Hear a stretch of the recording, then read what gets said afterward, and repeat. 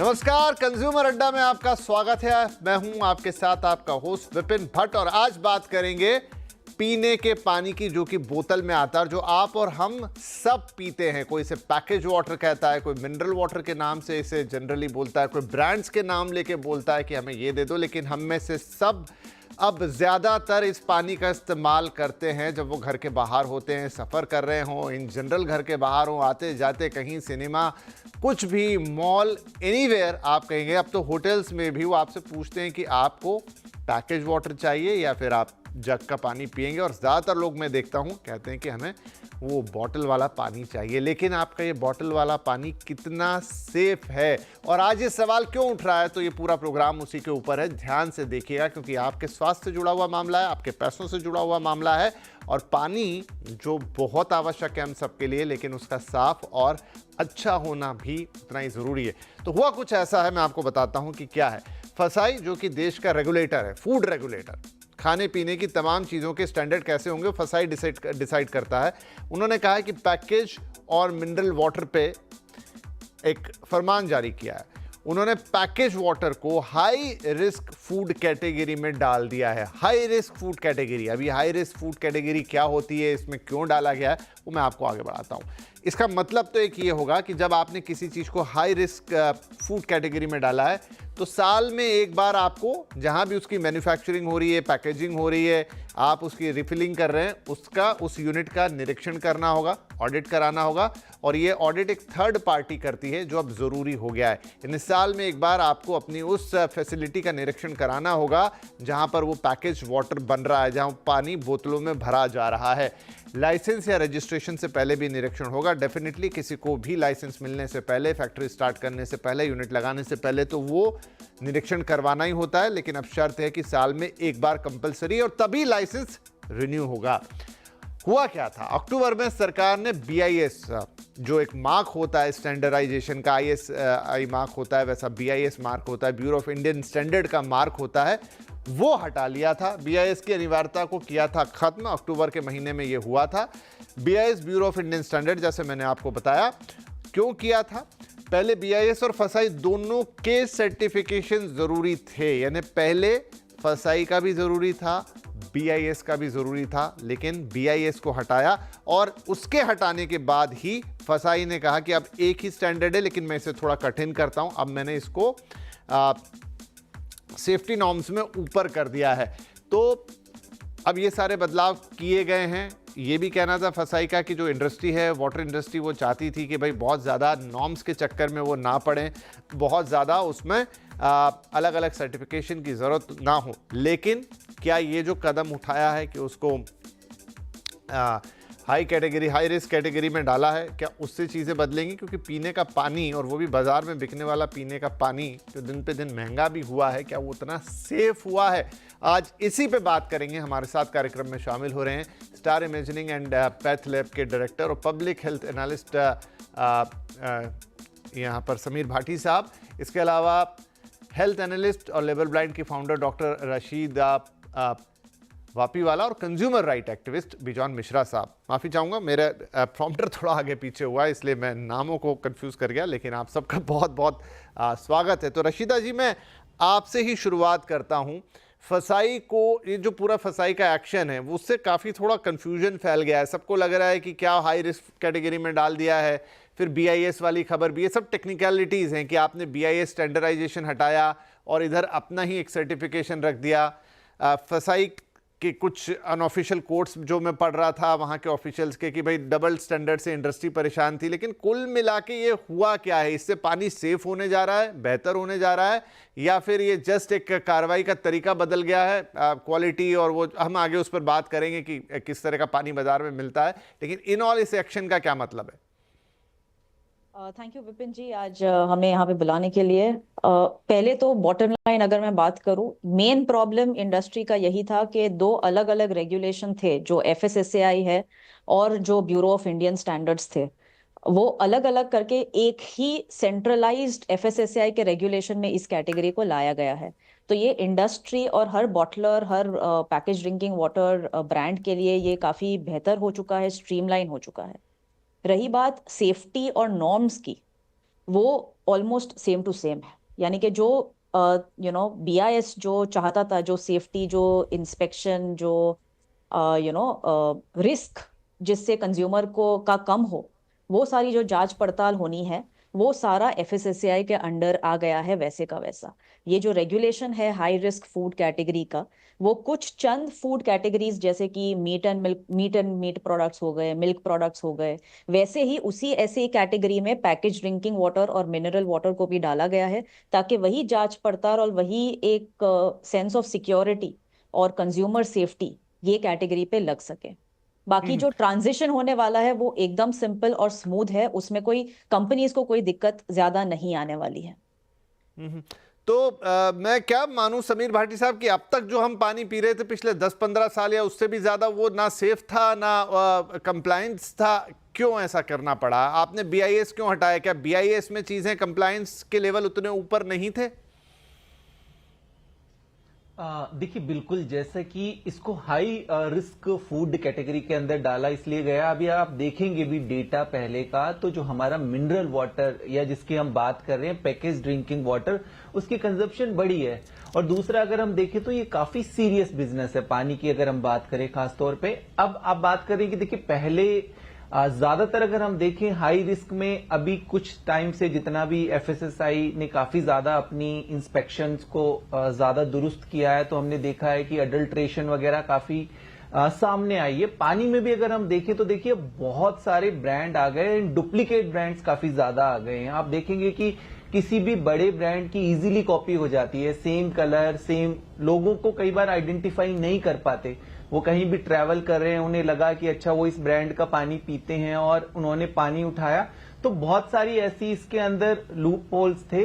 तो अब अगर हम बात कर रहे हैं हाई रिस्क फूड कैटेगरी में, जैसा कि मिल्क प्रोडक्ट, स्वीट्स वगैरह, इन सब के लिए जो नॉर्म्स हैं, जिसमें कि उनकी स्टोरेज कंडीशन से लेके और भी जो FSSAI के तय पैमाने हैं, उनके जरिए इसकी जो ऑडिट की फ्रीक्वेंसी है, सर्विलेंस है, वो और ज्यादा बढ़ जाएगा। और निश्चित तौर पे जैसा बात करते हैं कि ये तो एक बहुत ही बेसिक हमारी जो रिक्वायरमेंट होती है, कंजप्शन भी इसका ज्यादा होता है। तो इस वजह से मैं समझता हूं कि अब आगे आने वाले टाइम में जैसे सर्विलेंस बढ़ेगा तो काफी हद तक चीजें और ज्यादा दुरुस्त होगी। और जैसा देखते भी हैं कि इसमें खाली डुप्लीकेसी नहीं, और भी कई तरह की प्रॉब्लम्स रहती है अगर पानी की खास तौर पे बात करें, क्योंकि इसकी माइक्रोबायोलॉजिकल ऑर्गेनिज्म भी कई बार इस तरह के डेवलप होते हैं। जैसे अभी हमने ड्रग्स वगैरह में, दवाइयों वगैरह के अंदर देखा, तो इसके अंदर कई तरह के बैक्टीरिया पनपने के लिए, क्योंकि लोग आमतौर पे देखिए दवाओं में फिर भी मैन्युफैक्चरिंग डेट वगैरह देख लेते हैं, फिर पानी की बोतल तो हमने ली और तुरंत हम उसको पी लेते हैं, बट उसमें भी लिखा होता है कि कितने टाइम तक वो पानी आपके लिए बेहतर है। तो बहुत सारी चीजें हम जिनके ऊपर ज्यादा ध्यान देते नहीं है। और अगर हम FSI की बात करें तो इसमें अब ये सभी तरह के जो तय पैमाने हैं उनके जरिए जांच होकर फिर आगे जाएगा, जिसके अंदर की कई तरह के आपके पेस्टिसाइड रेसिड्यू को चेक किया जाएगा, टॉक्सिक हैवी मेटल्स को उसके अंदर चेक किया जाएगा, जो TDS की हम बार बार बात करते हैं RO वाटर की, तो वो TDS इसके अंदर मेंटेन है कि नहीं, वो भी चेक किया जाएगा। तो आई थिंक ये आगे और भी बेहतर है। थर्ड पार्टी ऑडिट की बात कर रहे हैं, हम समझेंगे अभी कि थर्ड पार्टी ऑडिट और क्या होता है। लेकिन बिजॉन साहब के पास जाऊं। बिजॉन साहब, जो एक समीर भाटी साहब बात कह रहे हैं और वो मेरी भी चिंता का विषय है, वो ये है कि एक तो यह है कि आप स्टैंडर्डाइजेशन करेंगे या उनकी चेकिंग करेंगे, साल में एक बार करेंगे, 2 बार करेंगे, वो तो एक बात हो गई। लेकिन इतने सारे अल्ल बल्ल ब्रांड बाजार में, इतने कॉपी ब्रांड्स बाजार में, प्लास्टिक की बोतल एक चीज़ है, पाउच बिकते हैं दुनिया भर के बाजार में पानी वाले, तो ये तो ऐसा लगता है कि कहीं कोई स्टैंडर्डाइजेशन है नहीं। ये कहने सुनने की बात है कि आपको लाइसेंस लेना है, आपको फिर उसका सर्वे कराना है, BIS लेना है, लेकिन ये सिर्फ आई वॉश है और कुछ भी नहीं है, वरना शायद इस तरह का मार्केट ही ना होता। नहीं, बिल्कुल इसी विपिन भाई, हम लोग को समझना होगा, एक कॉन्फ्लिक्ट था। ब्यूरो ऑफ इंडियन स्टैंडर्ड्स वो है ऑथराइज्ड मानक बनाने का स्टैंडर्ड सेटिंग बॉडी। बाद में बना food safety and standards authority, जो 2006 से शुरू हुआ, और उन्होंने देखा कि एक कॉन्फ्लिक्ट हो रहा है स्टैंडर्ड को मेंटेन करने के लिए, जो मैंडेटरी है। BIS का जो स्टैंडर्ड था वो मैंडेटरी था कि हर पैकेज ड्रिंकिंग वाटर में BIS के मानक को लेकर उनको चलना होगा और लाइसेंस लेना पड़ेगा। तो there was a kind of a conflict कि एक रेगुलेटर भी आपके शोल्डर पे ब्रीथ कर रहा है और एक स्टैंडर्ड सेटिंग बॉडी भी आपके शोल्डर पे ब्रीथ कर रहा है, और actually the consumer becomes the victim, because ये सारे कॉस्ट जो होता है वो कंज्यूमर को बेयर करना पड़ता है। तो आज पेयजल हम लोग के घर के नल पे मिलनी चाहिए जो पोर्टेबल है एज पर BIS स्टैंडर्ड, लेकिन हम लोग को नहीं मिल रहा है। के चलते पैकेज ड्रिंकिंग वाटर आगे बढ़कर बढ़ा चढ़ाकर उसका मार्केट ग्रो हो रहा है हमारे देश में। जैसे सिंगापुर में बैंड है, package drinking water is band, you know, क्योंकि उन लोग उम्मीद करते हैं कि पोर्टेबल ड्रिंकिंग वाटर सिटीजन को नल पे मिले, उस ढंग से मिले कि वो सेफ है। और हम लोग एज कंज्यूमर हम लोग ये मानकर चलते हैं कि तंत्र अलर्ट है, हमारे पक्ष में काम कर रहा है, और वो निश्चित रूप से ये देख रहा है कि जो पेयजल बिक रहा है मार्केट में वो सेफ है, as per quality, as per standard वो है। लेकिन आमतौर में देखा गया है जब कोई भी सर्वेलेंस होता है, कोई भी सैंपल्स उठाया जाता है, तो हम लोग देखते हैं कि कई सैंपल्स खरे नहीं निकलते हैं, वो मतलब सब स्टैंडर्ड घोषित हो जाते हैं। तो जब सब स्टैंडर्ड घोषित हो रहा है तो कंज्यूमर को क्या प्रोटेक्शन हो रहा है ये जानना बहुत जरूरी है, क्योंकि हम तो ऑलरेडी पीड़ित हो गए, तो हम तो मतलब एक बीमारी के मतलब रोगी बन गए, मतलब हम लोग एक विक्टिम बन गए, और हमारा हॉस्पिटलाइजेशन हो रहा है, हमारे कॉस्ट बढ़ रहा है, तो इसको कौन देखेगा? तो आप केवल मानक बनाकर इस ढंग के क्रिटिकल एक अलार्म नहीं क्रिएट करके कि हम अब फूड सेफ्टी अथॉरिटी अब इसको ले आ रहा है in terms of as a very high risk kind of a product, ये तो एक अलार्म आप दे रहे हो, लेकिन तो चाहते हैं इस अलार्म के साथ साथ आप उनको कैसे कंफर्ट लेवल उनको दिला सकते हो ताकि उनको ये महसूस हो सारे काम transparently and in an accountable manner हमारे देश में चल रहा है। नहीं, ये अपने आप में तो ये बहुत बड़ी, बिल्कुल आप सही कह रहे हैं, बहस की बात है पहले भी कि फसाई आपने फूड रेगुलेटर तो बनाया, लेकिन क्या उस फूड रेगुलेटर के पास वो ताकत है, वो मशीनरी है, वो टीथ है कि वो देश की इतनी बड़ी अनरेगुलेटेड फूड इंडस्ट्री को रेगुलेट कर पाए? तो खैर ये अपने आप में एक व्यापक बहस है। रशीदा जी मुझे बताइए, थर्ड पार्टी ऑडिट की बात कर रहे हैं, कितना इफेक्टिव होता है थर्ड पार्टी ऑडिट? कौन करता है, कैसे करता है? क्या एक आप इसको लेन देन करके एडजस्ट कर सकते हैं, या सच में इसके लेवल इतने हाई होते हैं कि उनकी रिपोर्ट के कुछ मायने हो, और ये जो हम बाजार में देखते हैं बिल्कुल भीड़ लगी हुई है चीज़ों की, आई डोंट नो उसमें से कितने अच्छे हैं कितने खराब हैं, कुछ स्टैंडर्ड ब्रांड्स को छोड़ दिए जाएं, तो क्या इस थर्ड पार्टी ऑडिट का कोई मायना भी होता है? बिल्कुल विपिन जी, देखिए इंडिया में आज 500 ब्रांड्स है पैकेज ड्रिंकिंग वाटर के, all right, and as per regulation उनको साल में मिनिमम एक बार थर्ड पार्टी ऑडिट करवाना है, और इंटरनली उनको हर क्वार्टर, हर महीने, हर क्वार्टर, हर 6 महीने के अपने खुद के सैंपल्स कलेक्ट करके टेस्टिंग भी करवानी है। तो रेगुलेशन काफी ऑन बोर्ड है, स्ट्रिक्ट है, and it has to be manage. Secondly आप देखिए कि थर्ड पार्टी लैब जो आप चूज कर रहे हो आपके ऑडिट के लिए, वो खुद NABL सर्टिफाइड होना चाहिए FSSAI के द्वारा। तो ऐसा कोई भी लैब नहीं है जो चंद पैसों में आपके टेस्टिंग करेगा, they have to be certified themselves to do this audit. तो जब कंपनीज चेक करती है कि वो किस लैब को या किस थर्ड पार्टी एजेंसी को ऑन बोर्ड लेके आ रही है, ये थोड़ी चीजें जांच पड़ताल करनी जरूरी है। जो बड़े ब्रांड्स हैं जो एक्चुअली अच्छा काम कर रहे हैं in getting safe water to you and me, they are making sure कि ये टेस्टिंग हो रहा है, और उनके पास आपको मंथली, क्वार्टरली, हाफ ईयरली और ईयरली रिकॉर्ड्स मिलेंगे। बट जो ब्रांड्स जिस तरह से हम आज बात कर रहे हैं डुप्लीकेट्स की, वहां पे तो क्वेश्चन मार्क है ही। तो डेफिनेटली FSSAI नीड्स टू, अभी ये तो एक शुरुआत है, एक स्टेप है, FSSAI नीड्स टू इंश्योर कि इसका इन्फोर्समेंट भी ग्रास रूट लेवल तक काफी स्ट्रांग हो, जितना कि बेहतर ये रेगुलेशन को बनाया है। डॉक्टर समीर, एक और बात है जो अभी बिजॉन साहब ने टच भी की, वो दूसरे देशों का एग्जाम्पल दे रहे थे, और बहुत सारे देशों में हमने देखा है, और एक तमाम जो सरकारें आती हैं हमारे यहाँ वो भी ये बोलती हैं कि साफ़ पीने का पानी हम आपको देंगे, लेकिन हमारे देश में तो ये करोड़ों अरबों रुपए का धंधा बन गया है। धंधा बन जाए उसमें भी प्रॉब्लम नहीं है, लेकिन उसके पीछे आपका स्वास्थ्य भी है। ये कोई और चीज़ होती तो अलग बात थी, पानी से तो हज़ारों बीमारियाँ पैदा होती हैं। ऐसे में इस पानी की शुद्धता, इस पानी का मानक क्या है? मैंने कहा ना अभी आपसे कि एक तो मैं तो कई जगह देखता हूँ ट्रेन्स में इधर उधर वो पाउचेस बिकते हैं। क्या वो सच में लाइसेंस लेके बनते हैं? उनको कौन बनाता है, क्या करता है, कहाँ भरा जाता है, कैसे होता है, इसका कोई आइडिया नहीं है। और इन पे मैंने तो कभी कोई एक्शन होते हुए देखा नहीं आज तक। बिल्कुल बिल्कुल। देखिए, इसमें आप जैसा बात कर रहे हैं कि अभी क्या हुआ है, जैसे ग्लोबल वार्मिंग की वजह से, और वैसा हम देखे भी जब पानी की सेफ्टी के बारे में बात करते हैं, फूड की सेफ्टी, पानी में खासतौर पे देखिए जैसे कि जो तय पैमाना है हमारा, अब ज्यादातर हम कंटामिनेशन कैसा, जैसे कि टॉक्सिक हैवी मेटल्स की, अगर उसमें मरकरी है, उसमें कैडमियम है, उसमें लेड है, जो कि हमारे स्वास्थ्य के लिए कितना हानिकारक है। और जैसा अभी थोड़े टाइम पहले भी हम डिस्कशन कर रहे थे माइक्रोप्लास्टिक की, कि माइक्रोप्लास्टिक का कंटामिनेशन है। तो कई इस तरह की चीजें हैं जो कि कार्सिनोजेनिक है। और इसके अलावा देखिए, एक जो दूसरा हम बात करें इन्फेक्टिव पार्ट, वो तो डेफिनेटली है ही। कई तरह के माइक्रोबायोलॉजिकल जो इन्फेक्शन है, जो कॉलोनी काउंट की बात करें, बैक्टीरियल इन्फेक्शन की बात करें, यूरिनरी ट्रैक्ट इन्फेक्शन की बात करें, वो तो एक पार्ट है ही कंटामिनेशन का। बट इसके अलावा जो हैवी मेटल्स सबसे ज्यादा, तो अब इसके लिए तो ये आपका ये चीजें आई है सामने, जो मिनरल वाटर की बात करें या पैकेज ड्रिंकिंग वाटर की बात करें, कि एटलीस्ट हम उसमें थोड़ा वो सेफ्टी तो इंश्योर कर लें। पर यहां पर भी अब इतना ज्यादा डुप्लीकेसी हो गई है, तो इस वजह से एफएसएसआई ने थोड़े नॉर्म्स और स्ट्रिक्ट बनाए। पर आगे आने वाले टाइम में इसका और जिस तरह से स्ट्रिक्टली इंप्लीमेंटेशन होगा और लोग भी अवेयर होंगे, जैसे अब इसके बारे में बात होना शुरू हो गया। नहीं तो हम दवाइयों के बारे में चलिए बात कर रहे थे, हम फूड के बारे में, पर अब पानी के बारे में भी लोग बात करेंगे, अवेयर होंगे।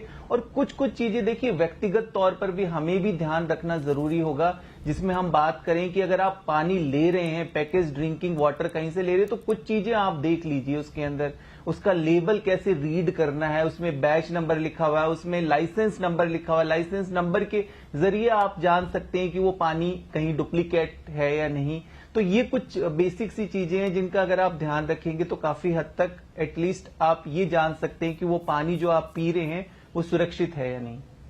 ठीक है, छोटा ब्रेक लेंगे यहाँ पर, लेकिन इस पानी की बात को आगे भी रखेंगे। कुछ टिप्स दिए अभी डॉक्टर समीर भाटी ने कि किन बातों का ध्यान रखना है, क्योंकि हाँ, हम में से कब कोई पानी की बोतल का लेबल चेक करता है कि वो कब बनी हुई और क्या कितने दिन पुराना पानी आप पी सकते हो। स्टोर्ड बोतल के अंदर एक बहता पानी अलग बात है, भले वो नल से आ रहा है, उसमें कितनी मिलावट है, लेकिन एक जो पानी जिसको आपने फिल्टर करके बंद कर दिया, उसकी शेल लाइफ कितनी होती है, ये तो हमने कभी शायद सोचा ही नहीं। छोटा ब्रेक लेते, ब्रेक के बाद इस बातचीत को आगे बढ़ाएंगे।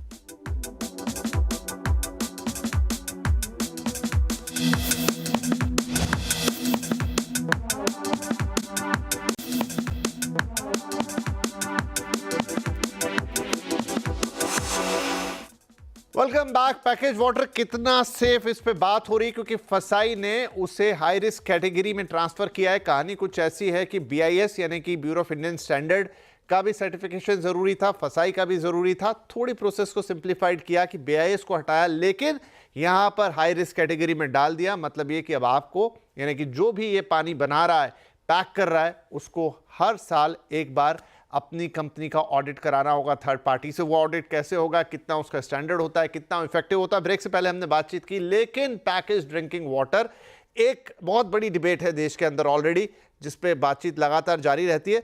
बिजॉन साहब, अब ये जो दूसरी कैटेगरीज हैं उसमें हैं डेयरी प्रोडक्ट्स हैं, मांस और पोल्ट्री वगैरह इस तरह की चीज़ें हैं, मछली, अंडे, पैकेज फूड जो दूसरा आइटम आता है, मिठाइयाँ, वो मुझे समझ में आता है कि अलग तरह का आइटम है। लेकिन अब इस कैटेगरी में जब पानी आ गया है तो ये कितना आसान या कितना मुश्किल बनाएगा, क्योंकि इन कैटेगरीज में भी हम जो चीज़ें बाजार में मिलती देखते हैं उसमें आज भी बहुत इश्यूज हैं।